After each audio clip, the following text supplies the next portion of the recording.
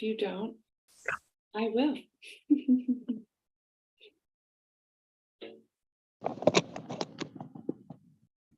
Taking a look who's in the room too. All right. Again, welcome to everyone for our training today. And I will turn it over to Miss Sika Rose Green to kick us off. So good afternoon, everyone. See a few familiar faces, but we're glad that you're with us this afternoon. So we will be providing information on the request for applications for youth mentoring. CSC has issued that and it is posted on our website. So Holly and other team members, Stephanie as well, will go through the RFA with you as well as the application portal. And then you also have the opportunity to ask questions.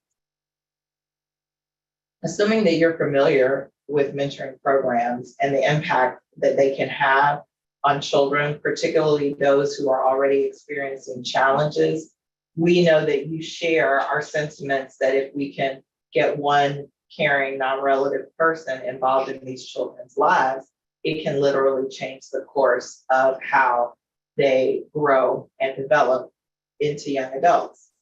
Particularly, this is true for children who are at risk of truancy, at risk of sexual exploitation, at risk of labor exploitation, and just overall may just be having a hard time, especially as we are coming out of COVID. So with that, we are excited that you are here. Please feel free to put questions in the chat. Those that we can answer in the chat, I will do that. But at the end of the session, we also will answer those questions in the chat here on the live stream, and you will have an opportunity to submit written questions that will be answered as well. All of that will be compiled and placed on the website. And so with that, I will turn it over to Holly McPhail, who will walk you through the application process. Thank you so much, Sika. Really appreciate the opportunity to be sharing with everyone here today. My name is Holly McPhail. I am the Special Projects Manager for the Children's Services Council of Leon County. And I'm going to walk you through not only how to access the actual application, but just to be very clear about where you will find information on this procurement process as we move forward in time. So I want to start by sharing my screen and just taking you straight to the CSC Leon website. We try to make it as Holly, check your volume.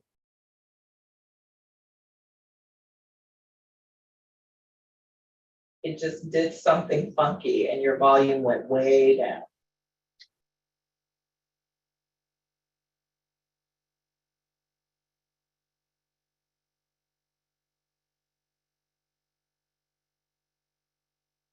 And that is why I have two computers.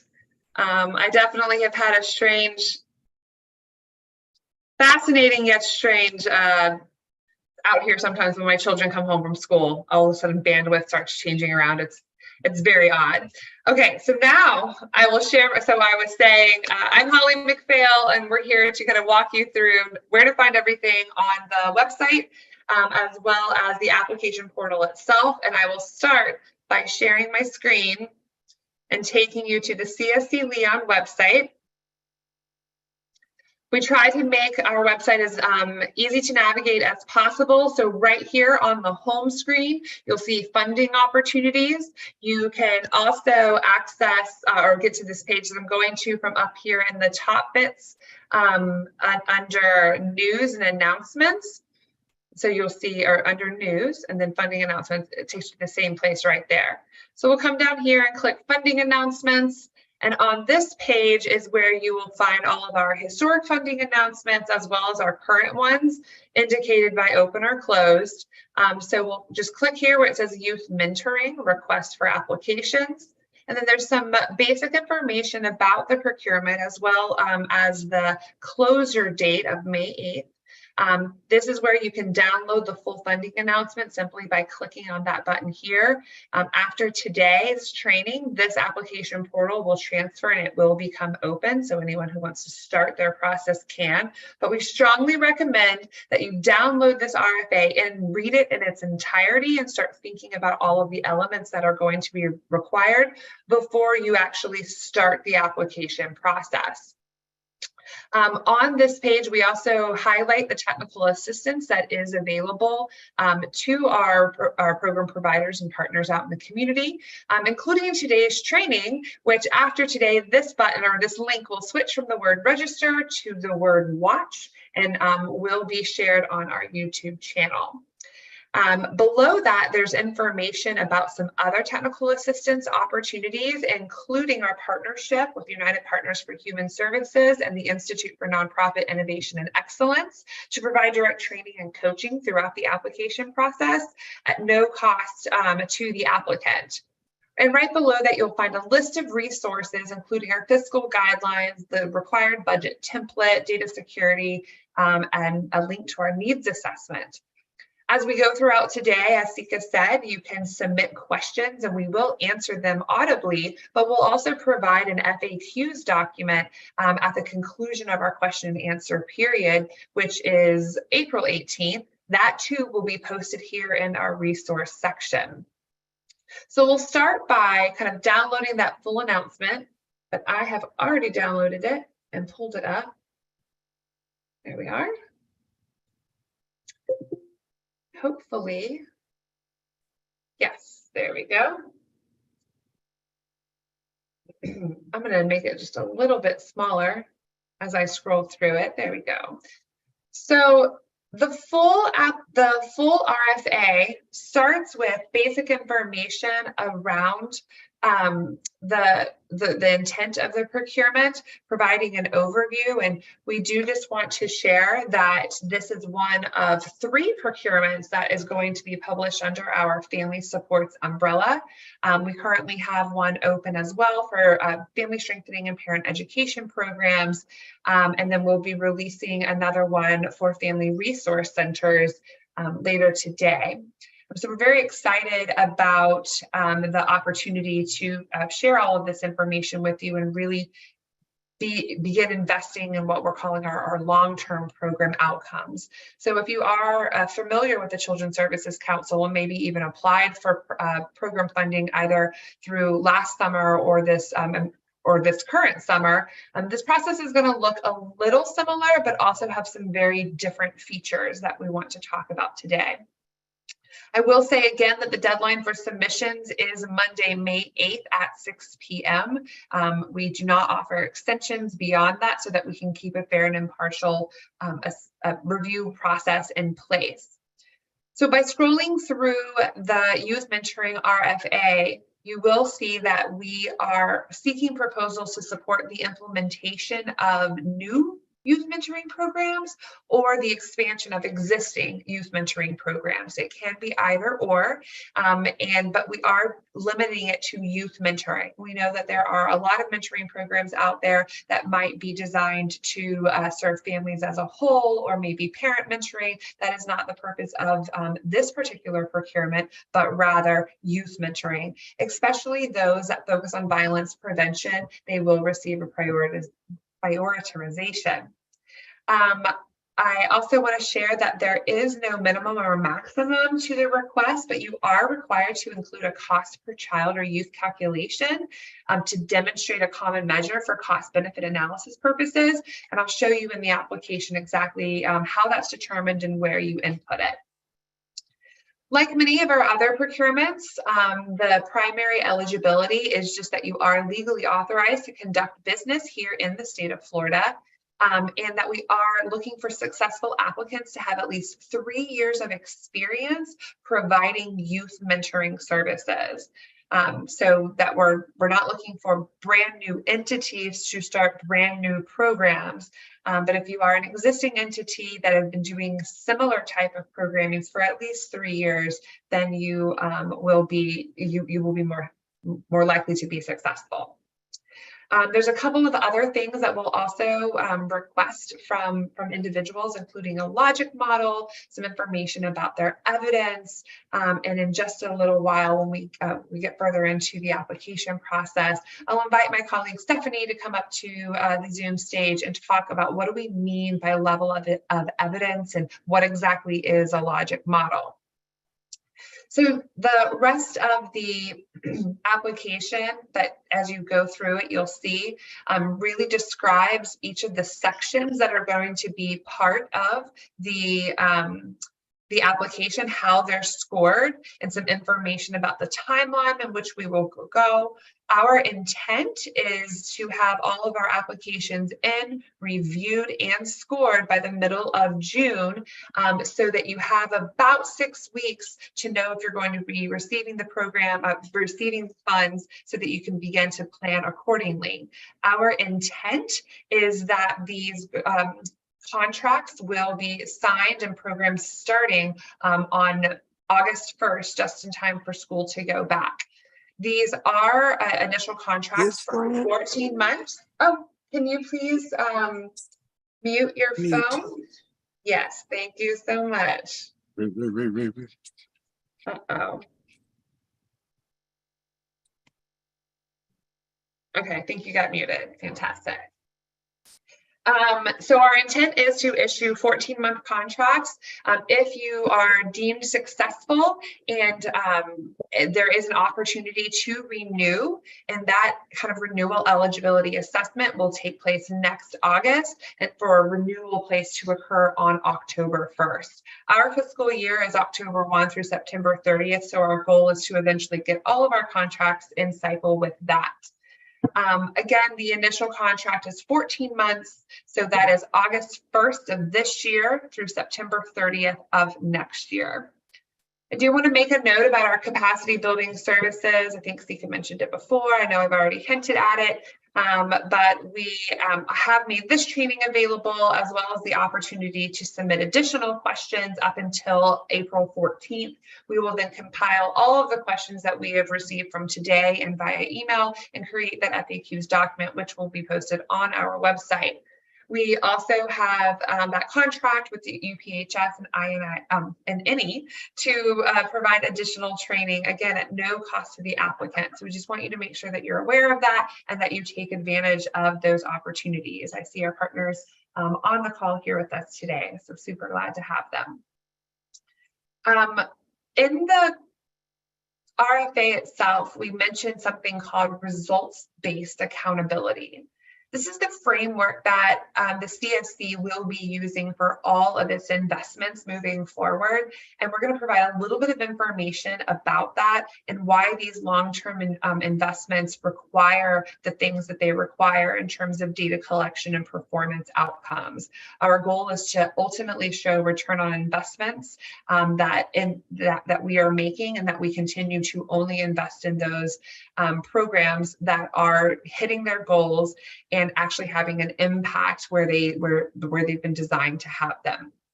We're going to provide a little bit of an overview for that. And please know that if your program is selected, that you will receive in-depth training on what the RBA framework really is.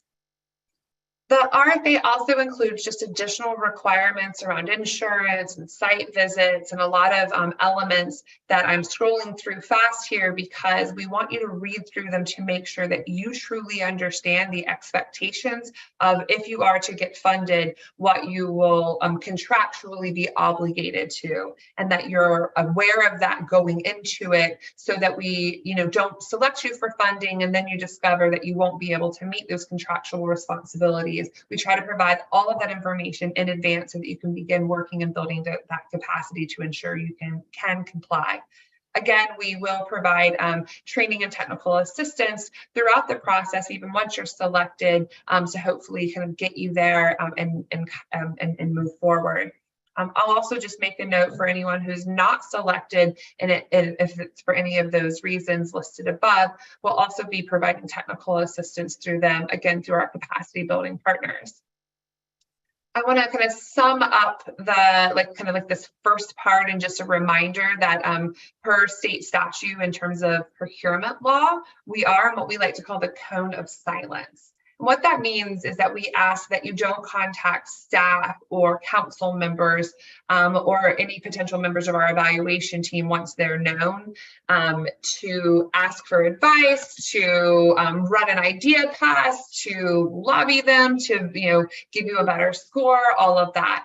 So any times that you kind of reach out, while we're able to help with technical assistance or explain the process, we won't be able to give you direct feedback on a particular idea for your application, or to help you write your application or anything like that. But that is why we have our capacity building partnerships, to be able to dig a little bit deeper in with you on your particular proposal.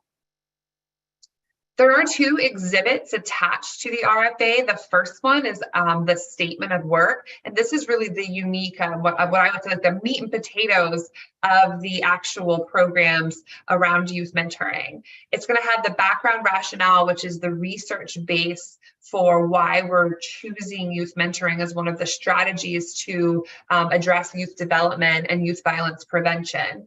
It goes into that, and then it also talks about the national standards that exist around youth mentoring, and it is our intent to only fund programs who can demonstrate their capacity to already implement these standards, or to incorporate these standards into any programming that they want to move forward.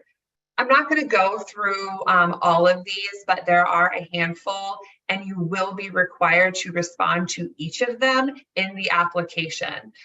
Evidence has kind of shown us what we believe works, so we want to ensure that you're incorporating all of these into your application.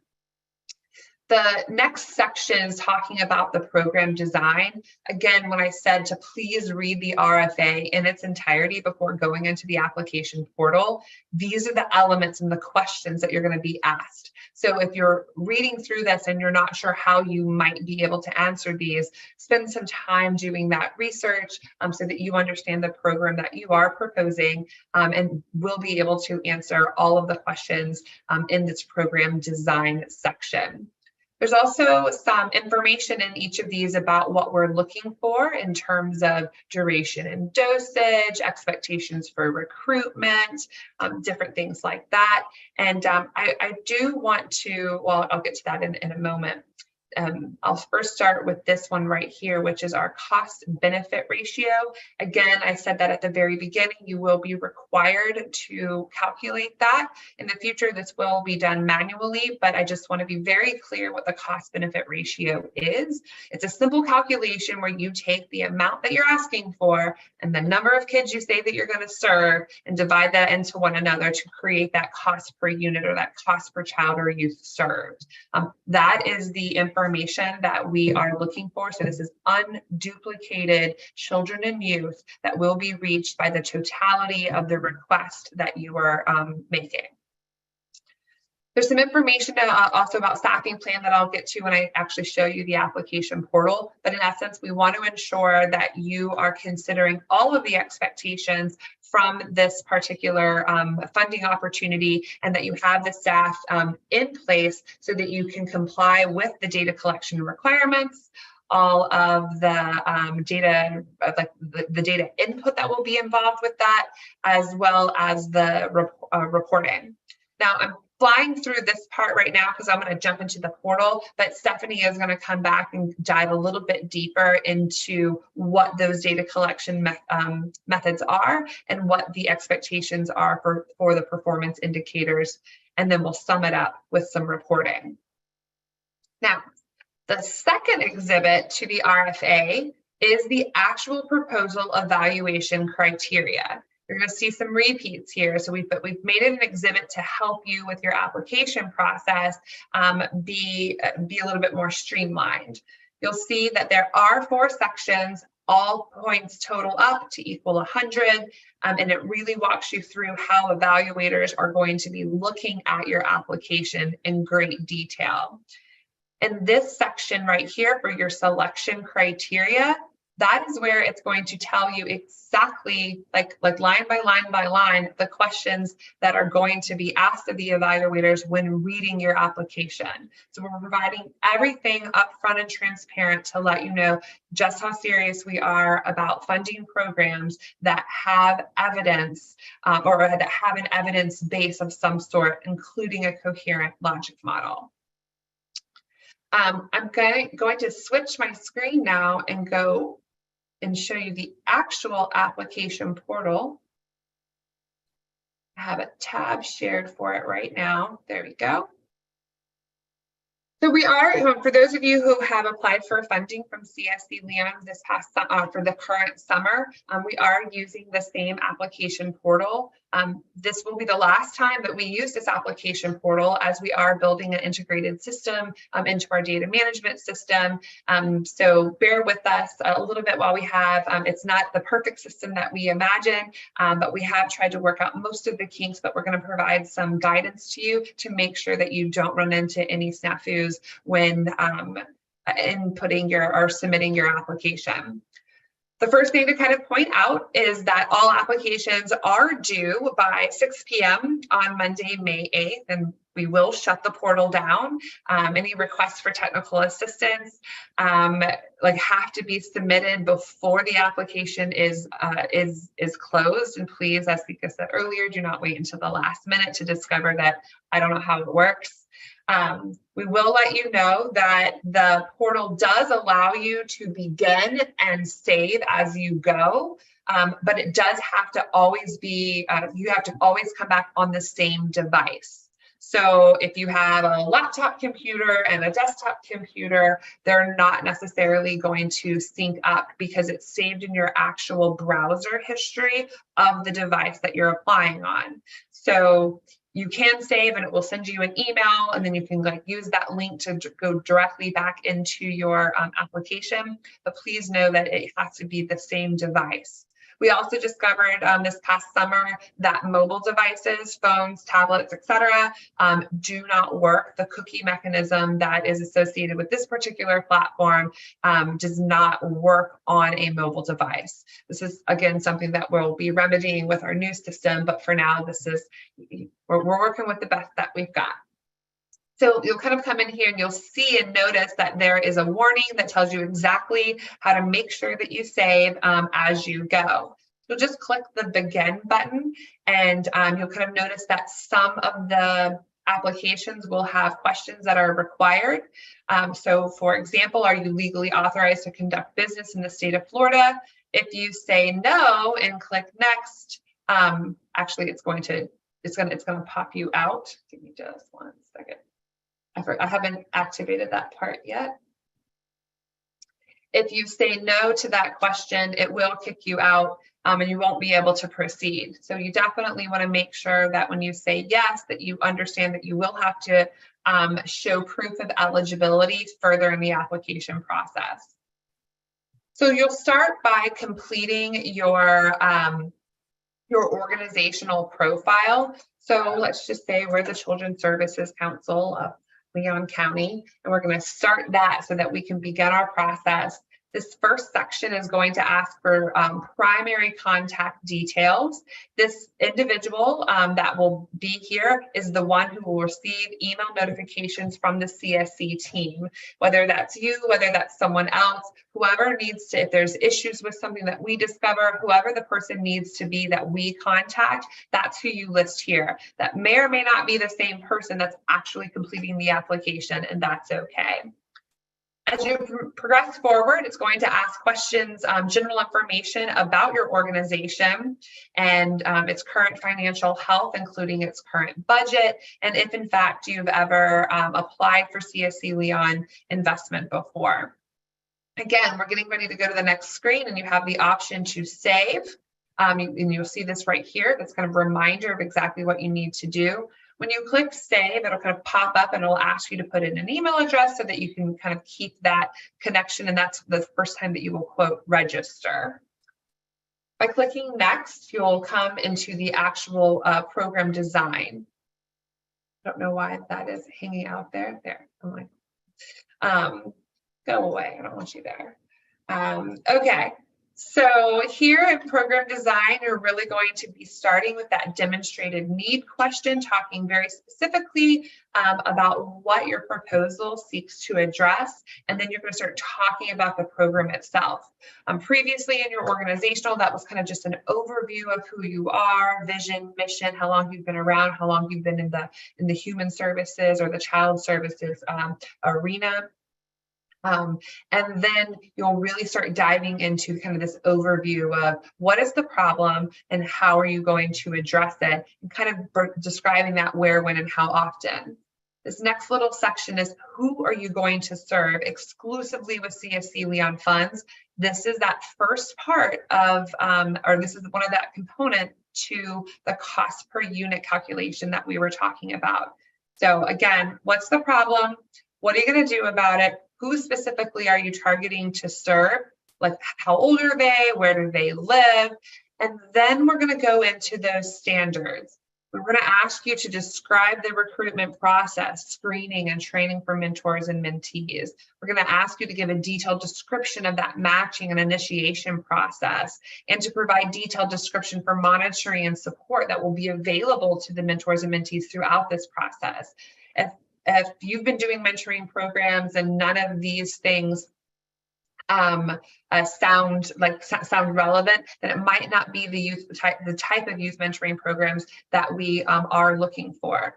While we're not exclusively looking for a one-to-one match, that can be a group mentoring setting, but we do know that the best evidence exists where there is that one caring adult, where there's that matching process that occurs between a youth and a child, or a youth and a non-custodial parental, a non-custodial figure in their lives.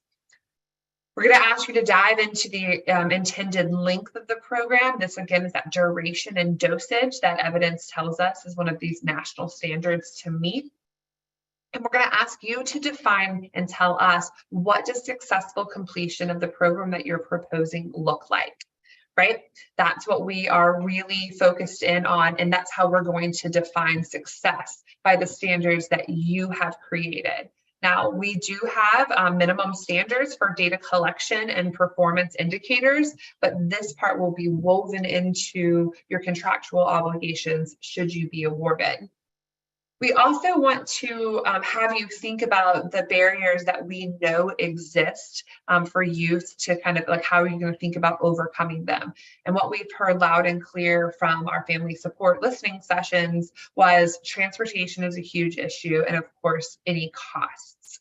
So our intention is that all CSC Leon funded programs are offered free of charge to the youth and the families that they seek to serve. However, we do understand sometimes there are registration fees, material fees, something like that. So if you are going to charge a participant some sort of fee, definitely need to describe those fees in this section. Once that's all complete, you'll click next, and that's when you'll move into the staffing plan. The staffing plan is really looking for the operational staffing. Now, I know oftentimes you're going to see some things in here that talk about background screening and all of that. For this section, we're really interested in understanding who's running the program, who's operating the program. The program administrator and the program manager might be the same person. That's okay if it is. You can just skip the primary manager and move on to the next one. But then we want you to go into detail about the full staffing structure and any requirements that staff might have. So that could include, and the next one is about your background. I have to edit that. It will be describing the background requirements and expectations for your staff. And then you'll go into your structure in just a moment. That's just a little edit that I need to make before this goes live. We also want you to describe how you're going to market and recruit the expected number of participants. And you might see a little bit of repeat for that one, because previously in the program design, recruitment and marketing is a huge part of how you'll do that. Definitely answer it in full, complete sentences in both places. Please don't say, see as previously described. This will help our evaluators when they're making their determinations for the various sections and how they're structured. So please make sure that you answer it in both sections. Also make sure that as you're thinking through your staffing structure that you're planning for enough staff and enough staff time to do the required data collection and the required data reporting, as well as the regular reporting for the investment.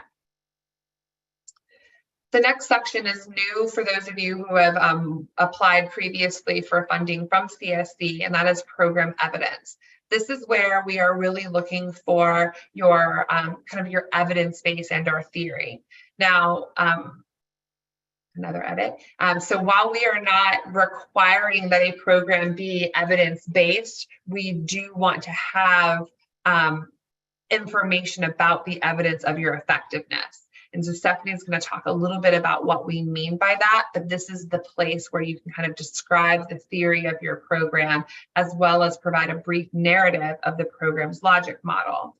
Now you'll notice throughout this whole process, you might see these little notes here that says you're going to be required to upload your logic model. You're going to be required to upload your budget. You'll be required to upload that determination from SunBiz. So all of that is actually in the very last section. And so here is the final section before we get to the upload section. And that is the budget request. Exactly how many dollars down to the penny are you requesting to be able to implement your proposal with Fidelity? That's what we're looking for. This is that other half of that cost per unit calculation. So to get to that, you're going to take whatever is in this box right here, that's your total amount asked for, divided by that total number of children that you're going to serve exclusively with CSC Leon funds to create that cost per unit calculation. We then want you to also provide a brief overview of how the funds will be used if awarded. This doesn't have to be the entire narrative that will be required in your budget template. But this is just a brief overview of exactly what you're doing in 200 words or less. Once you click save, right? Every time you go, definitely click save. And then next, we're in that almost to the end section, the required attachments. You will not be able to leave this screen without submitting all of your required documents. Up until this point, you can go backwards and forwards as much as you want to kind of like see all the questions, to input your stuff, but you will not be able to get past this section until everything is available and uploaded. So as I said previously, you're required for your SunBiz registration. If you are a nonprofit, we request your IRS determination letter. This is the only upload on this page that is not got a little red asterisk next to it, because if you're not a nonprofit, well, then you clearly won't have one of these letters. We do just want to let you know that in the case of a tie between two programs and limited funding, then preference will be given to our nonprofit partners. We're asking for your current certificate of insurance. Please only share the certificate of coverage or declarations page. We don't need your full 90-page policy in our system, or your quote that you just paid for or whatever. We don't need all of that. We just are looking for your declaration page or the actual certificate of coverage. Then we want your most recent operating budget, your 990 or profit and loss statement. So we definitely need to get that that kind of picture of your current financial health to be able to take on a community investment such as the ones that we are proposing. And then separate from that budget, we also want your budget request. We have a template, and it is different from if you've ever applied for funds from us before. It was a simplified version of that, but we have a new one. So make sure that anything that you download from that resources page, that budget template is for long-term investments. It's that version and not our summer version. We're going to require a little bit more information in that budget template, and I'm not going to spend time talking about that today because our capacity building partners over at NE are actually going to be doing a training specific to the budget It's a great training that they offer. It's in person to like really dive deep into the budget. It is worth, I think it's 25 points of your application. So you definitely want to take advantage of that budget training. All the trainings really, but definitely the budget training and understanding the expectations for it and how it must include a line-by-line narrative that it justifies the calculation for each item, as well as following our fiscal guidelines. Finally, or two more, we want to understand your current organizational structure and then your proposed organizational structure. If you are implementing a new program or expanding an existing one, then we anticipate that will also come with staff positions. So we're definitely trying to understand for these investments, how many new jobs the CSC is helping to create at that local level.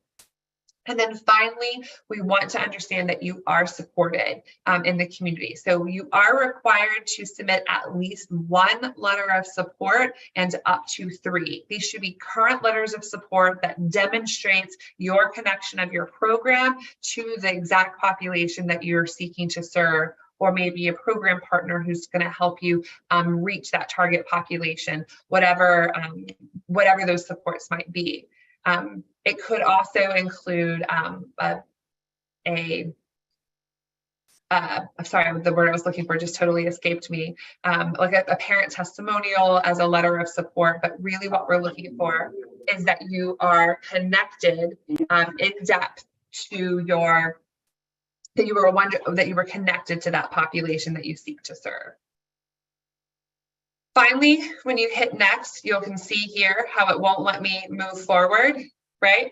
So that's why I'm going to turn off my preview and scroll down really quickly to show you the very last part.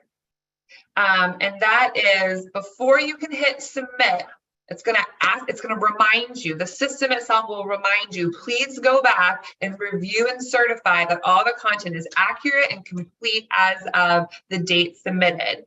And we cannot encourage you enough. Just because you made it to that last page and you started uploading, don't get here and just click yes, yes, and then off you go to the races. Make sure that you go back and you answer as fully and as completely as possible. And then, and that you are authorized, in fact, to submit this application on behalf of your executive director or board of directors or whatever that might be for your entity. Then once you click next here, and if you say no, it will kick you out of the application. So just know that that's what we're looking for, is that you've done the review and that you are certified, in fact, to submit the application. And then the final piece that it'll take you to is signature. So you have all these kind of steps in there, so you can't accidentally hit submit. Once you hit submit, like it's submitted, there's no editing it once you've hit submit. So you have all of the opportunities up until that point until you get there. Once you hit submit, it will it's automatically will come directly to the CSC, but you do have a couple of options. I strongly encourage you to click print before. So first save and then print. And it will generate an Adobe like PDF version that you can print and or save directly to your computer. And then once you hit submit, not only will you receive a pop-up on your screen that says, you've done this, but you'll also receive an email with a copy of your entire application attached to that email so that you have that. If you receive an email that says your application is saved, click here to review. That means it was not submitted. So just hitting save does not guarantee that has been received by CSC Leon. Not hitting print says that it's been received by CSC Leon. You must hit submit. You must get that confirmation message that says thank you, and then that email that says your application has been submitted. Here is a copy. That's happened a couple of times before. Fortunately, we were able to catch it before the portal closes. If in fact the portal closes before you hit submit, there is nothing that our team can do. So make sure that you are looking for that actual submission confirmation. And that is the application portal. So I am going to pause here and invite my colleague Stephanie to come up to the stage with us to talk a little bit more about what do we mean when we talk about evidence? What is this results-based accountability? What are the expectations for data collection and all of that? So I'll be quiet now and turn it over to Stephanie.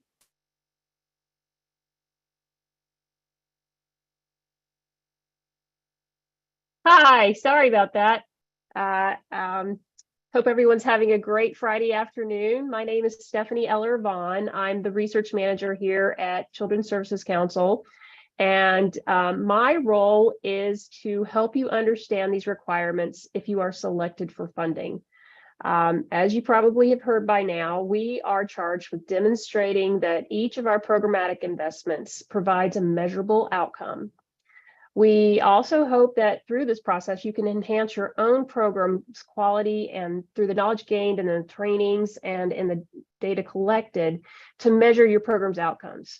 And at the conclusion of each of our funded programs, we will then communicate to the community what impact your program had on children and families served.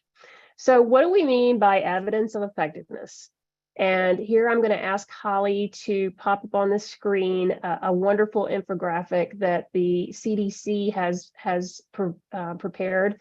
It actually goes into great detail about the continuum of evidence, starting with the highest level on the far left and all the way down to the far right, which I can't actually see it. So, but I'm pretty sure it says that it probably says the one that causes harm.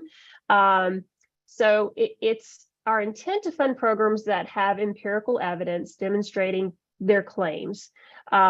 We have levels or tiers of research evidence that exist, as I said, on a continuum, and they start with the higher standards of program research design down to the lowest, which would include those programs that could actually cause harm. And this infographic can actually help you determine where you fall on the continuum. And actually, when you mouse over the terms, or maybe you have to click through them, it will actually define what each item means. So this is an amazing tool. That particular one shows a video describing internal validity. It's very hard to read, but we won't go that deep right now, but just know that if you visit this page, and we will drop this link in the chat, you can determine where your program falls in this continuum of evidence. So now back to what that means. So we understand that the body of research on mentoring is relatively new, and the number of programs meeting the highest standard of research evidence is limited. So that being said, it's still important that your mentoring program demonstrates that it incorporates research, such as the use of references or citations in your program's description. We will also be looking closely at how your program demonstrates the use of standards of best practice, which we outlined beginning on page 6 of the RFA and under background and rationale. These research standards detail program aspects related to recruitment, mentoring, mentor screening, mentor training, mentor-mentee pairing, and relationship initiation, progress monitoring and support, and finally, the mentoring relationship closure. And I'd like to elaborate just briefly on pairing, because research shows that finding the right match is one of the most important aspects of a successful mentoring relationship. So the mentor should have the ability and willingness to honor the values and the interests of both the mentee and his or her family. Additionally, if a mentor shares similar background characteristics or experiences with the mentee, the match is much more likely to be successful. So now I'm going to move on into theory of change and logic model, and I'm going to ask Holly to put up the model that we prepared for you all. Oh, that's the RBA. Yeah, there we go. So under program design, we reference both a theory of change and a program's logic model. For all of our funded programs, we expect applicants to provide their logic model. And if your organization has a theory of change, this will further support your application. So briefly, a theory of change is a fundamental component of any large-scale social change effort, and it serves as the basis for meaningful measurement. So, and to learn more about that, the Annie Casey Foundation provides extensive guidance on creating a theory of change. We're not asking you to do that at this time. What we are requiring is that you provide the logic model, which is also a type of theory of change. But this is most often used when actions involve direct services or specific interventions for a targeted group, and it's implemented in a very prescribed manner. So a logic model articulates all of the elements of a program, beginning with the inputs, which are your resources, through the activities to the outcomes, and it organizes these graphically in a way that implies logic between their various parts. So following this visual description, you can see that the model breaks down a program into two categories. So on the left hand, the two left columns show your planned work, and then the four right hand columns show your intended results in this particular model. They can look very different. This is just one basic, very straightforward model. But all logic models lay out the program in a series of hypotheses.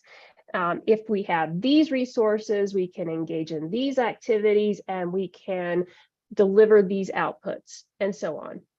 So the Institute for Nonprofit Innovation and Excellence, INE, one of our capacity building partners, will be hosting a training session on creating logic models on April 13th at 1 o'clock via Zoom. And we will drop that link into the chat so that you all can go ahead and register for that. I strongly recommend that you take advantage of that training.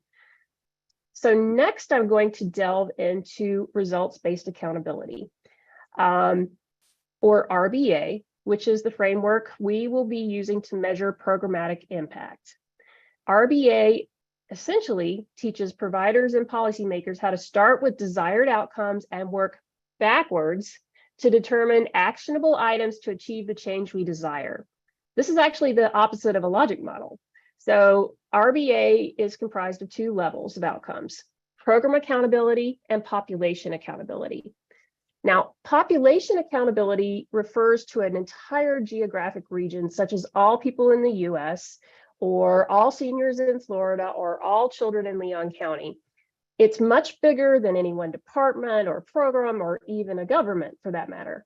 And as such, no single program can ever be expected to impact an entire population.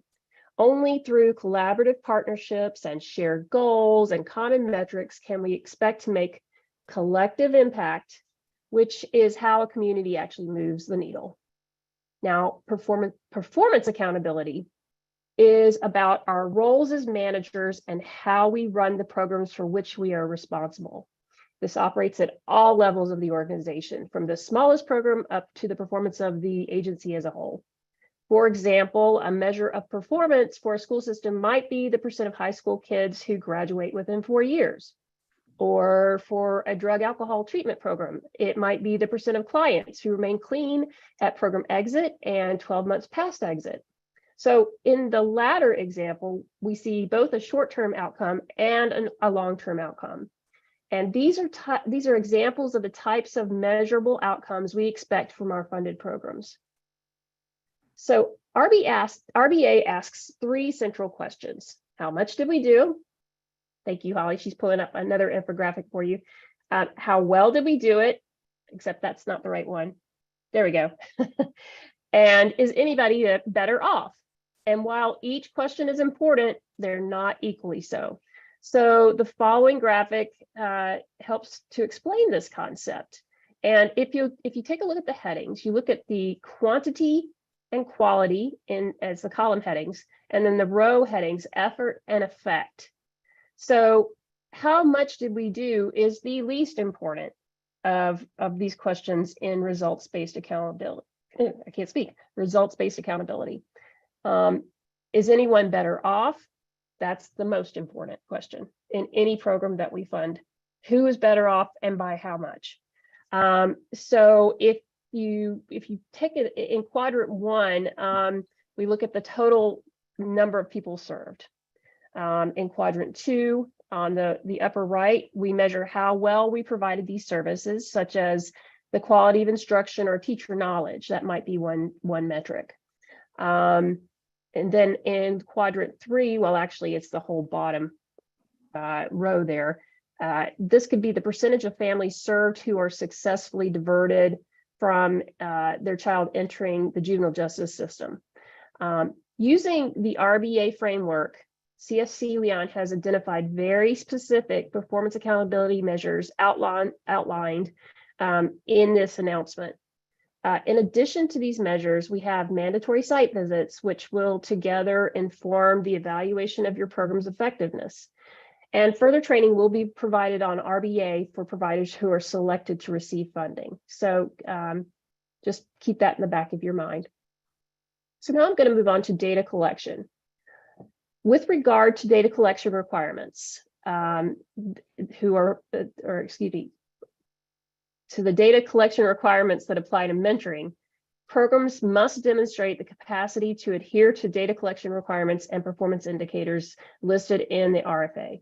And for example, a data collection timeline and description of activities would be one way to demonstrate capacity. If you plan to administer the prescribed surveys using paper and pencil and have staff manually input the data into our system, or if you plan to administer the surveys digitally and upload the data, we need you to provide that level of detail in your proposal. So some of the data collection requirements, actually, I'm going to go through them all. For number 1, we are asking you all to collect basic demographic information on each program participant. The specific information required will be outlined in the final contract, but start thinking about how and when you will collect these data to make the process easier.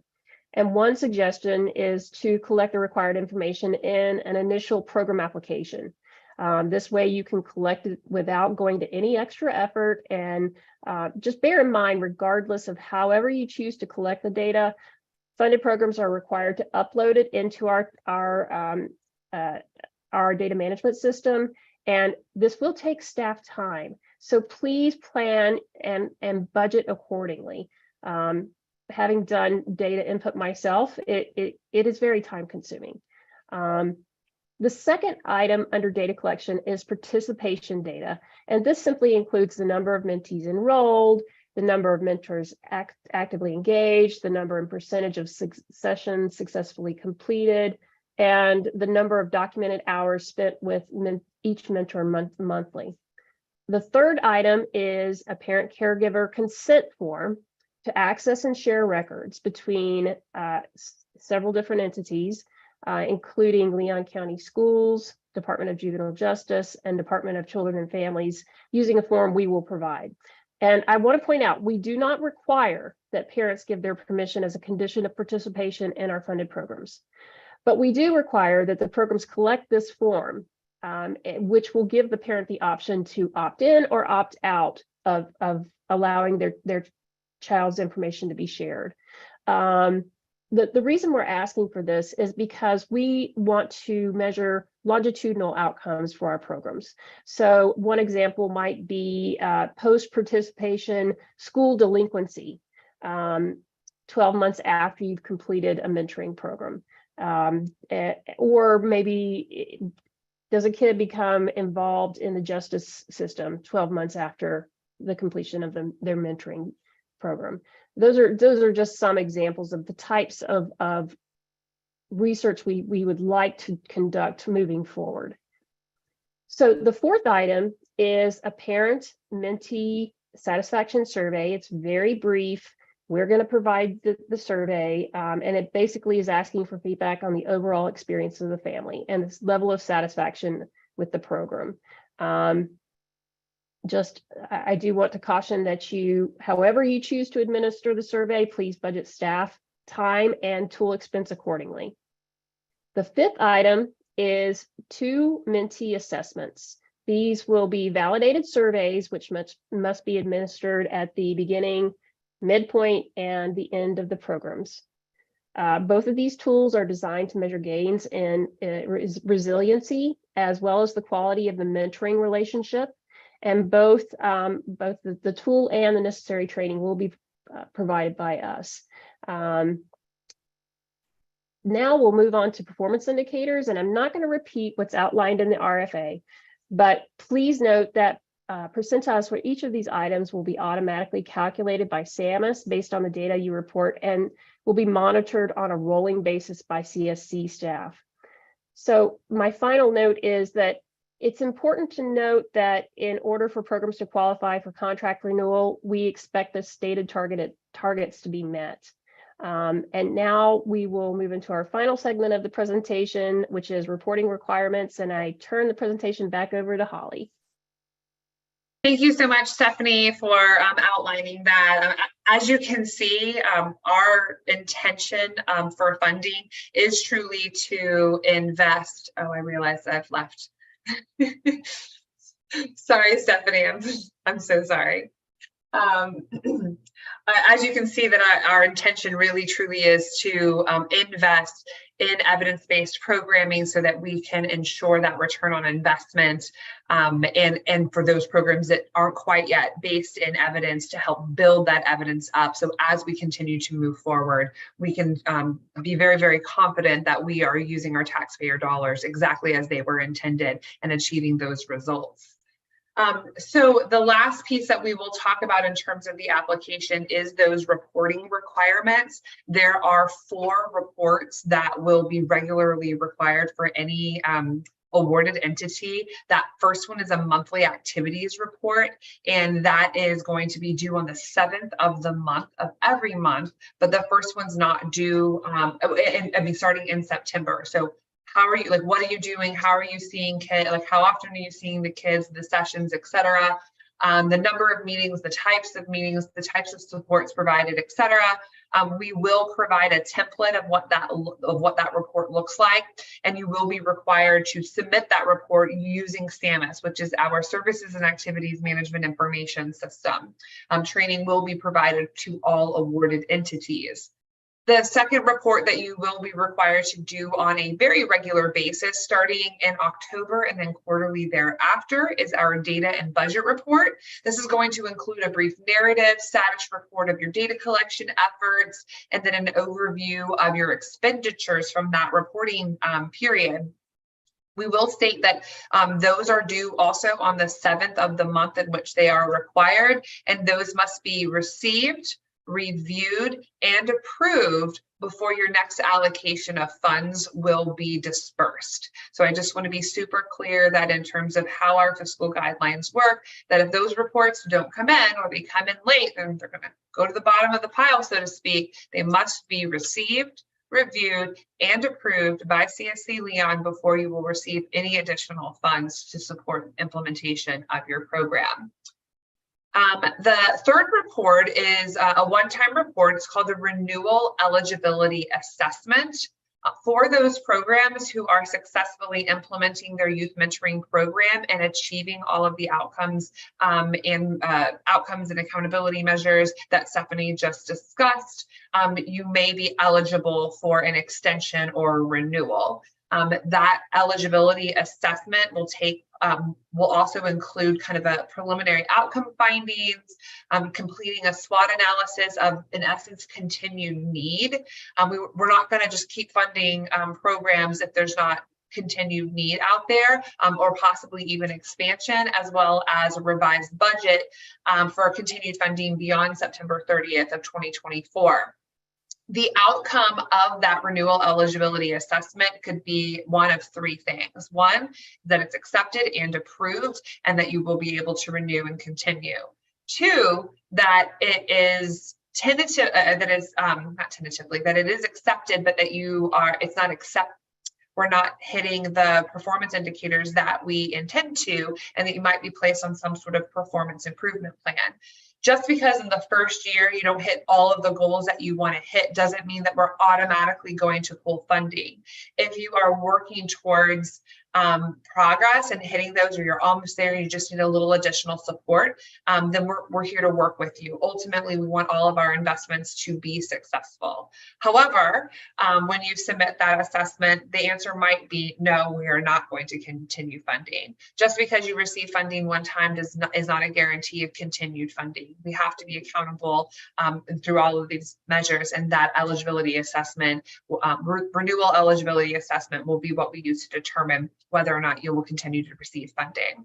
And then the fourth and final report is the final report, which will be a comprehensive report of how the funds were used, the complete program narrative, all of the records related to the funding opportunity will be included in that. If there are any unspent funds and you're not being rolled over into a renewal, then those must also be returned to CSC Leon. As a reminder for those of you, I see a lot of new faces that didn't go through our summer procurement process, but we have opted to do things a little bit differently here in terms of how we are distributing funds, meaning that we're not doing a cost reimbursement contract. We're actually doing an allocation method to help you with those startup costs in the beginning so that you can be the strongest, most effective programs that you can be, as opposed to finding a way to put the bill up front and then having to always kind of play that catch-up game. That was something that we heard loud and clear during our provider interviews when we were doing our comprehensive assets and needs assessment, and we, for the time being, are complying with that request, so long as that it works out for all of us in partnership. With that actually brings us to the end of the actual overview of all of the applications and all of the required elements, and we will go into question and answer time. So I will ask our director, Ms. Green, to come on back to the stage, and we will facilitate this last section. Hello, I am back. Okay, so we did have a few questions that were submitted. First, in the quest, y'all, it's Friday afternoon. In the chat, there is a link to a logic model training, so that if you are not familiar with that, you can have the resource for that. There is a question about getting the application questions in a Word document or in a document outside of the portal, so that you can fill that in and then come back and fill in the portal. The answer is the portal allows you to save, so you don't have to do it all in one sitting. The trick is you cannot do it on two different computers. Computers all have separate internet protocol addresses or IP addresses, and you need to use the same computer to go back into the app.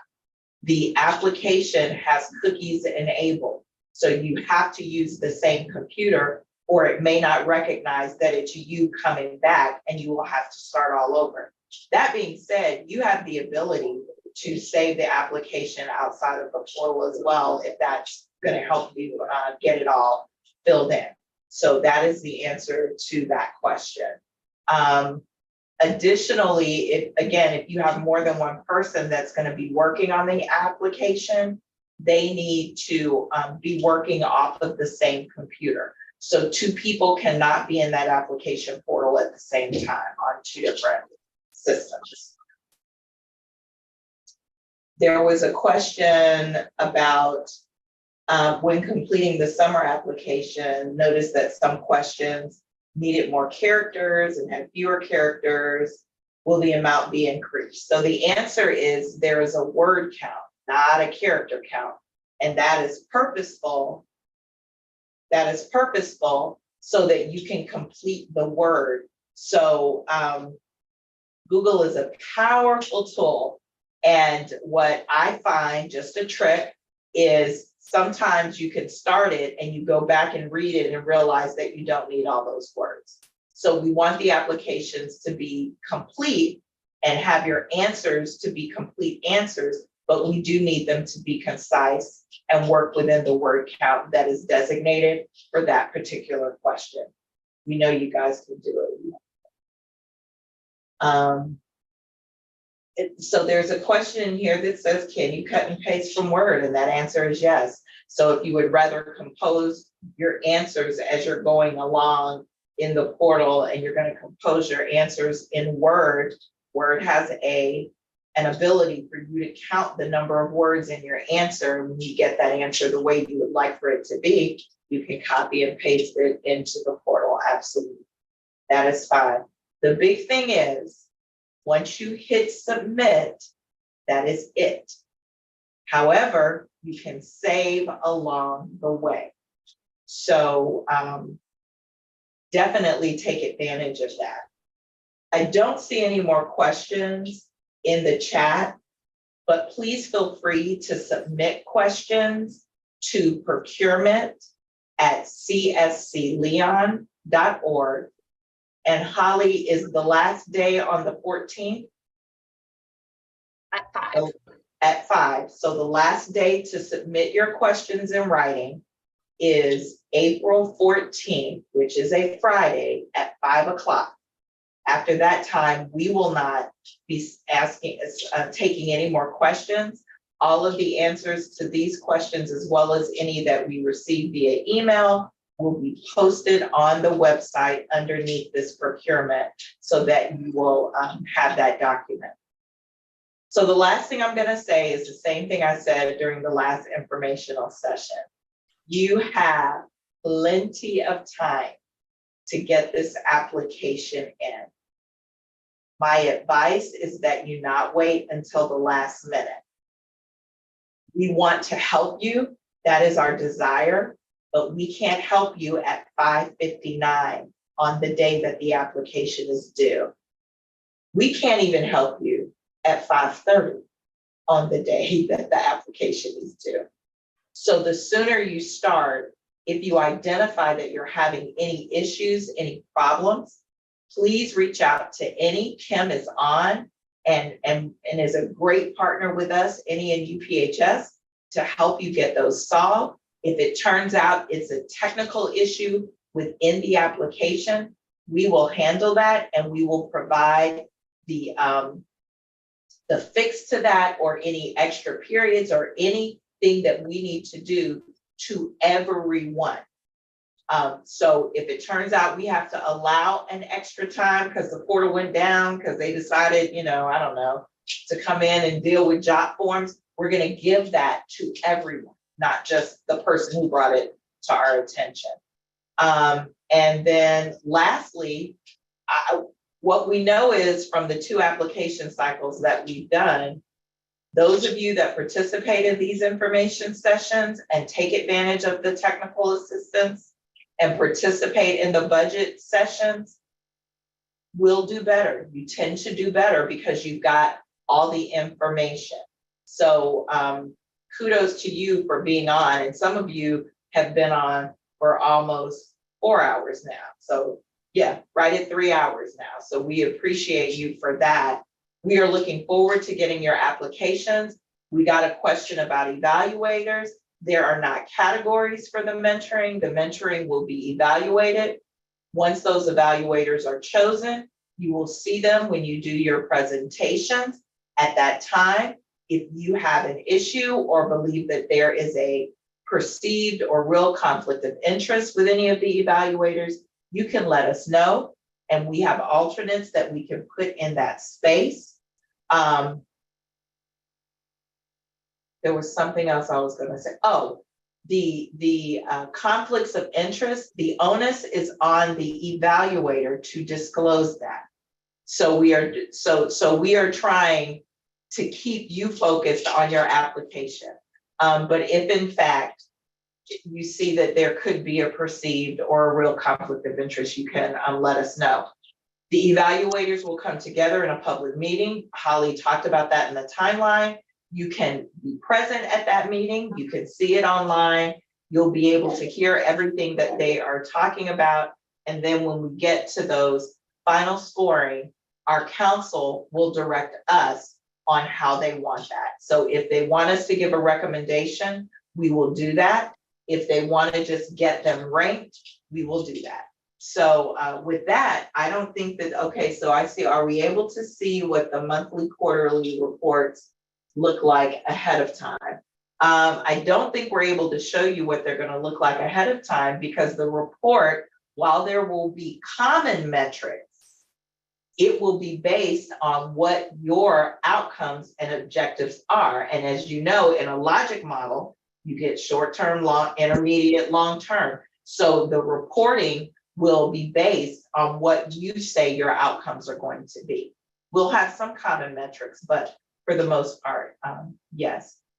Again, if you have any questions about that, go ahead and get those asked ahead of time, and we will answer them to the best of our ability. So I don't see any other questions in the chat. Just so very happy that you all joined us today. We're looking forward to getting some very good and robust applications. And with that, have a wonderful weekend. And yeah, y'all, it is Friday. So we're gonna head into the weekend and go ahead and end this call. So I'll turn it back over to Holly to get us out of here. That's it. That's all we have to do. And this All concludes today's session. Thank you guys. Really appreciate you all for being here. Thank you, everybody. Have a great evening. Bye.